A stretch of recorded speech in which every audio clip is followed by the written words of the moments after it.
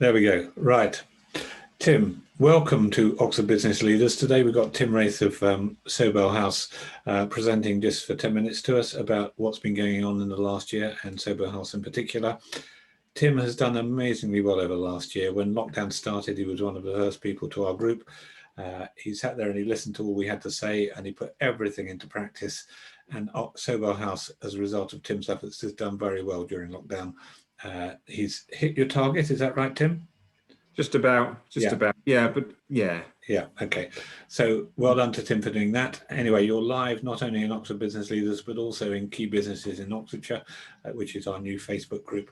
So no pressure, but there's around about 530 people listening to you today. So off you go, Tim. Exciting. Okay. Thanks, everybody. Massive thanks to you, Alan, for inviting me a year ago as well, because it's amazing how the year has gone so quick, hasn't it? And it was lovely getting your message a year ago, said, do you fancy joining the group? Because it was like at that point, it felt like a portal to the outside world, really. It felt as if we were all I felt as if in my bunker, really. I needed to get out and see people. So that was a busy weekend. I learned how to use Zoom over one weekend and then invited the whole world to Oxford Business Leaders. So yeah. No, it was really it was really great though. It was just a really great opportunity to meet people I didn't know. And I think over the last year, I think I've made more connections over the last year than I have in the previous 4 or 5 years, really. It's been incredible. And I think I've been able to use some of those connections now, but I think it'll be even more so when things start opening up a bit more. I think then I'm hoping to then try and really connect more with people. I've met some lovely, I think like V has joined our business club. It's been great getting to know V over the last year, and so many other. I mean, if I just talk a little bit about what I've done, then shall I just talk? Yeah, do that. Yeah. I'm not looking at this. I've got something on my phone that I want to chat about. So I did a people know what we do, first of all. We're an adult hospice. I've said that many times over the last year. We're an adult hospice on the Churchill site in Headington. We care for people coming to the end of their lives. We've been doing that for 45 years. I mean, any one day, we care for probably around about 500 people in the settings of the hospice, the hospital. We've got big units in the John Radcliffe Hospital and also out in our community. And in good days also, we have a day centre where people come daily to get support from Sobell House, and that's often people who aren't necessarily imminently going to die, but are sort of probably got a prognosis that might mean their life will be shortened, may have 2 years to live, and it's an opportunity for them to connect with what we do. Sobell House is an NHS hospice rather than a charity hospice. I work for the charity part, which funds approaching half of the actual cost of running Sobell House. And I suppose what I'd describe Sobell House as is a very kind place where people come who are often very scared, very desperate, very unsure. And however they do it, and I'm not quite sure how, they have a way of connecting with people in a sort of a reassuring way. And I said about Sobell, but I think that's about any hospice. I know there'll be other people on this call today who've had connections with hospice, end of life care. And for whatever reason, they're quite unique places because they are places of incredible kindness. And I think the word kindness for me has been the word that sort of followed me throughout the whole year. We've seen lots of kindness. It's been a tough year for the hospice because obviously people couldn't visit as much. And a hospice is a place where people visit right at the end of their life, someone's life. So you can often have sort of 10 people in a bedroom. I've seen sort of 25, 30 people in the reception area when someone's very ill. And obviously that's not been possible the last year. It's been very, very restricted. Early on, you could only really have a visitor if the end of your life was imminent, really, 24 hours or something. They're very difficult calls to make, very difficult for the families, but also very difficult for the staff who have to make those decisions because it's going contrary to everything that they believe in, really, the fact that it's an opportunity to bring people together. And I remember early on as well, there was a situation where somebody was in the hospice very ill, and there was 2 parts of a family that were really at war, really. So we had one in one part of reception and one in the other part of reception. Not all families are necessarily harmonious. And a hospice is a place also where people can come together at the end and try and heal some of the issues that have, have been festering in a family for years and years, really. So it is a unique place. My job at Sobell is to work with the business side, and I put something on LinkedIn the other day, and thank you, our WhatsApp group thing works. When I sent a message out saying, I put something on LinkedIn, can you all say something nice about it? And you did. It all worked. So thanks for doing that. But I use that line from A Tale of Two Cities. It was the best of times, it was the worst of times. And I think we can all, that resonates with a lot of us over the last year. The worst times are obvious. The fact that it's been a dreadful time for so many people. I'm thankful that I've been employed, that we're all well and we're okay. We have a nice house, we've got lots of space, we've eaten. But for a lot of people, it's been a horrific year. But the best of times are what I've seen over the last year. I mean, the fact that we all meet here every other week, that I class that as the best of times.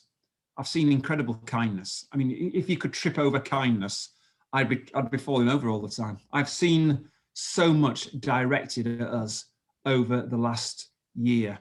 And what I've also learned, I've learned to work differently. I've learned to try and do things differently. So normally I do a golf day, but obviously we couldn't do a golf day. I've been said I thought golf would be fairly safe, but obviously it was not. So we couldn't do a golf day. So I did that cookbook, Food and Kindness, which raised more than the golf day actually, and that's given us lots of connections. So we raised about 35,000 from our cookbook, which is incredible, really. We'd raised about 20 from the golf day, but also those connections. It was an opportunity for us to connect with an industry that has been sort of completely flattened over the last year. So some lovely hospitality places that, however much they can try and be sort of changing and trying to be working different ways. So some people, they just can't. So one of the businesses, Oxford Fine Dining, I don't know if people know of those, Sue and Della, just lovely people, just really kind to us over the years. And my last event I went to before lockdown last year was an event they had in town, a dinner, like a showcase dinner in aid of Sobell House. And however amazing they could be, it's just been impossible for them to work, really. So people like Sue and Della, that was my thought about doing the cookbook. And we called it Food and Kindness because, obviously food because it's a cookbook, kindness because that is what runs a place like Sobell. That is like the fuel that keeps places like Sobell going. And I reached out to 3 businesses who are doing well. So Oxford Economics, a friend of mine runs Oxford Economics, who sponsored part of the book. They're doing very well. And IP Asset Partnerships, they do intellectual property, scientific patents. Again, they've had a really good year. And then SMEG, the high-end sort of kitchenware people. I reached out to them right in the depths of not being able to go out. When you popped out for your hour's exercise and then you pop back home again. So it was a very strange time, really. But I reached out to them and they all came up trumps, really. And I put things on LinkedIn saying, hey, give us your recipes. I hold up a sign, give us your recipes. Not having a clue how we were going to actually put a recipe book together. And then I just happened to come across a company in Sheffield called Meze Publishing, who then produced the book for us. So that's just one example of what we've done. It's been a great success and lots of spin-offs from it. But then we've done virtual events. So I know 1 or 2 came to listen to Alistair Campbell the other week. Not everybody's, obviously I realise that Alistair Campbell is not everybody's cup of tea, but he came over incredibly well. He talked about mental health. So we'd normally have events where people come to, but the next best thing is to do this sort of thing. So we've had Alistair Campbell, we've had John Simpson from the BBC, and we've also had a guy called Anand Menon, who runs, is a professor of politics, who talked about Brexit and things like that. And that, he was, again, fascinating talk. So I found we've been a virtual life at the moment is an opportunity to reach out to people and say, hey, can you do us a favour? And because it's only like an hour of their time, they're quite happy to do something for us. So that's another thing I've done. I've done other sort of virtual events. So some people have done sort of runs for us and I've done sort of cycles for us. And it's just been an incredible time, really. And I think it's just trying to sort of, our business year starts again, or has started again on whenever the 1st of April was. When was the 1st of April? Thursday, Friday, Saturday? Anyway, we're all on North again now. So we're trying to bring in some more support, but that's what you do every year. But the business club that we've run as well is another thing that we've that is beginning to take shape. but I think it will really take shape. I'm getting the sign, the victory sign. That reminds me, actually, the victory sign. Who used to do that? Winston Churchill, didn't he? And there's a great quote from Winston Churchill. It's, we make a living out of what we get and a life out of what we give. A living out of what we get and a life out of what we give. And I think that is what, that is what I've experienced over the last year, really. Lots of people wanting to give something back to us. And many of them are actually struggling themselves. But that's often the case, isn't it? Those people who are having a tough time, they don't often go into their little bunker. They want to do something positive. So, yeah, have I rambled a bit? I probably rambled a bit, but no, you haven't. No, it's been fascinating hearing you speak. It's a little insight. I read something on. I've got another minute, and I've got one more minute. Yeah. There's another good quote that I often I drag around all these quotes everywhere I go, but there's another quote by a lady called Cicely Saunders, who started what we class as the world's first sort of modern day hospice in the 60s. And she was famous for saying, you matter because you are you, and you matter until the end of your life. And that's in the DNA of a place like Sobell House, really. You matter because you're you, and you matter until the end of your lives. And there'll be lots of people here who have lost loved ones over the years. And that sort of phrase I'm sure does resonate with lots of us. If anything we've learned over the last year, I think I've learned anyway, to stop a little bit and focus a little bit more, be interested in people a bit more, listen to people a bit more, and, try and be a bit kinder over the last year. And I found the last year by far the most dreadful year, but also from a professional point of view, by far the most satisfying as well. And it's just been for me, it's been a real joy. And just very finally, I mentioned about Oxford Economics. I got a lovely message from Oxford Economics from Adrian, the CEO.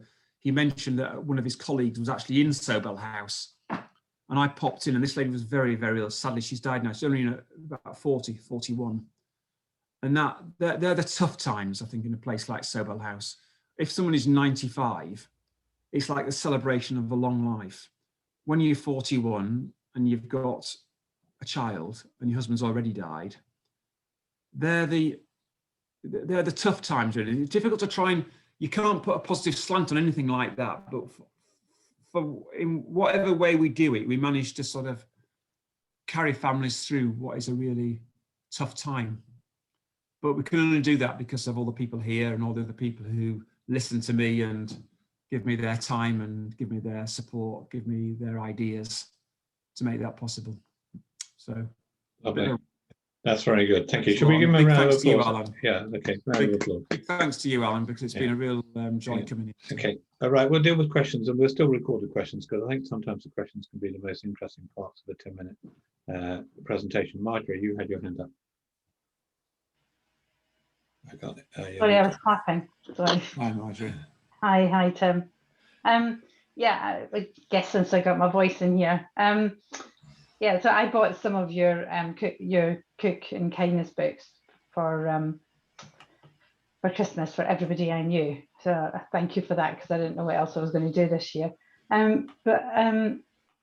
I just guess I'm interested in kind of where you get your ideas for your fundraising. Is it through people like us, or how does that work?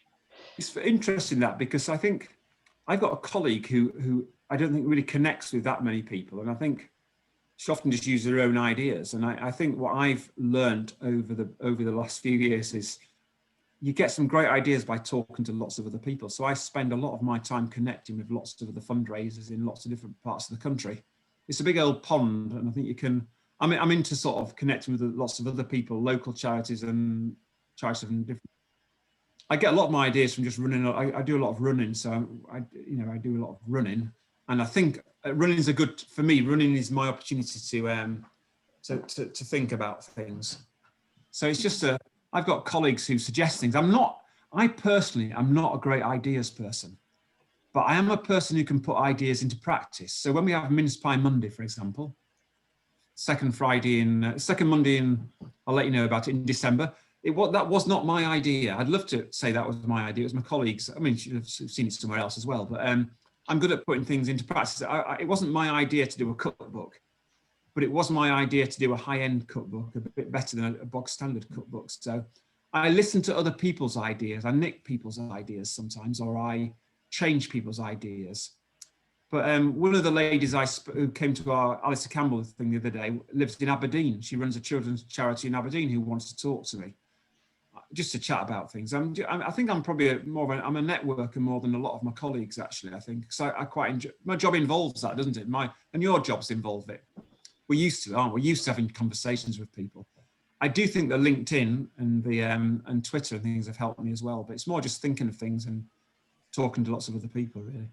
In fact, a year ago today I did that half marathon around the garden with our Sam, my 12-year-old. We spent 3 hours running around our house. Happy days. So yeah.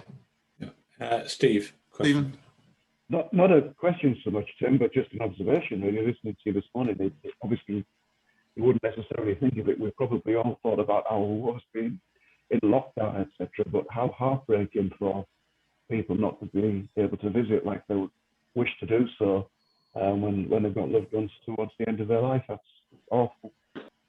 Yeah, it's been tough. It's been incredibly, and I'd say it's tough for the staff as well, because it's going contrary to everything they actually believe in, really. It's just completely opposite to what they want to do, and I think it's been incredibly difficult, especially early on when you could only invite somebody in right at the very end. And then that very end bit is never that clear, really. So it has been tough. It has been tough. Whatever we've managed to do, we've sort of done it, really. So, hi, Eva. Yeah, go on. Someone else before me? No, you far away. This must not be your area, Tim, but one of the things I always think about is there are all these wonderful hospices all over the country. We've lived in a few different places. How much do they help each other, and I'm talking about things like, we've had a really good fundraiser. How much do you share that? Or even to the medical things, we've come up with this really good way, to comfort people, or this is really good. How much sort of communication is there between different hospices? Massive. There's a massive network. There's Hospice UK, which oversees the hospices. There's a fundraising group for hospices. There's lots of small individual groups that meet. So B, who's our the main person at the hospice, Professor B. I mean, she's internationally well known. I mean, she's an amazing. I work with incredibly amazing people who are just very well connected, and there is a lot of cooperation amongst hospices. We've also got the study centre. I think Mary, are you involved in? You're involved in the study centre, aren't you? A trustee of the study centre. Yeah. Trustee, yeah. So we have a study centre at Sobell House as well, which is, people in good times, and we're doing it now virtually, but they're connecting with people from all over the world as a centre of excellence for hospice care. So there's loads of things going on, and it's sort of wonderful, really. I think, yeah. Just a final bit. One thing I've learned as well. Actually, I'm going to say one last thing that I've learned.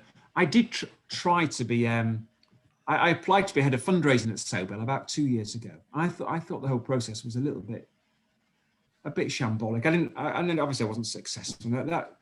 And at that point, you could either decide to shove off and do something else, and then when this person comes in who got the job, who had nothing to do with the hospice, and it was a bit of a rocky start at first for Lorraine and I, a little bit. But through a little readjustment and really working out how we both worked, it's been the highlight of my year is working with Lorraine, really, who got the job that I wanted. And I was quite cross with it. I was cross with the process of it. I didn't think it was particularly great, the whole process. But I've sort of reinvented myself a little bit. I think I've had to reinvent my role, reinvent myself a little bit. And then, so that's been a real plus for me as well. So, Val, did you have a question? I know Alan wants to stop it. Yeah, Tim, your lovely consultant, the doctor who spoke at Alistair Campbell's session, Yes. was very inspiring, and I just thought it would be good if you could share a story that comes into your head, putting you on the spot here, about an end of life moment with the family that maybe either you've witnessed or one of your colleagues had witnessed, because that's really what you do. You know, you make that end of life, those hours and possibly minutes, more, I don't know, more meaningful, more helpful to the family and the person who's dying. And I just thought it might be worth sharing that. I can think of one case when our office used to be in the old part of the building. I mean, we're very fortunate. We've got a new building at Sobell, been there about 18 months. We've probably got one of the nicest offices in the charity sector. We're very lucky where my office, but the old office used to look out onto the courtyard. It was a bit of a scruffy old office, but we looked out onto the courtyard. Like two sides of the courtyard was bedrooms, and people would then come out. And I remember the summer before last, we talked 2 years ago, there was a lady in there, probably in her 60s, who had 3 sons probably in their late 20s, early 30s. And so you could look out your window and you could see this. And every day, this lady, she was with us for 2 or 3 weeks. Every day, this lady was wheeled out in her bed outside, most days, on nice days anyway. And it was just, for me, it was just a very tender moment to see three boys, 3 sons. And often you wonder whether, if a parent is ill and they've got a daughter, is it often, I'm not going to sort of say stereotyping this, but is it more the daughter that does some of the, there was something particular, extra tender and special to see 3 grown-up men saying goodbye to the mum. Do you see what I mean by that? I don't want to sort of belittle the fact that men can't do that. It's more of but it was just something really special. And actually, the guy whose wife it was, he's mentioned in the I've forgotten his name, Richard. He's mentioned in our cookbook as a quote. If you look in our cookbook, he's quoted there about the care that his wife. You know, for them, they'd been married for probably around about 40 years. He was in his 60s. His life was just getting to a stage now where the kids had left home and they were having more time to do things together, and then bang, it was all over. But that was just one example, Val. But I think there's loads of them really that sort of thing. Thank you. Thanks. It's possible to make it happen, I think. Wow, that's an amazing story, Tim. Thank you. It was really clever. Yeah, I think will I get through this without the tears welling up? Well, the odds was no, I didn't. So, but thank you, Tim. Okay, I'm going to stop. Your interest as well. Yeah, no, I'm going to stop Facebook Live, stop recording, and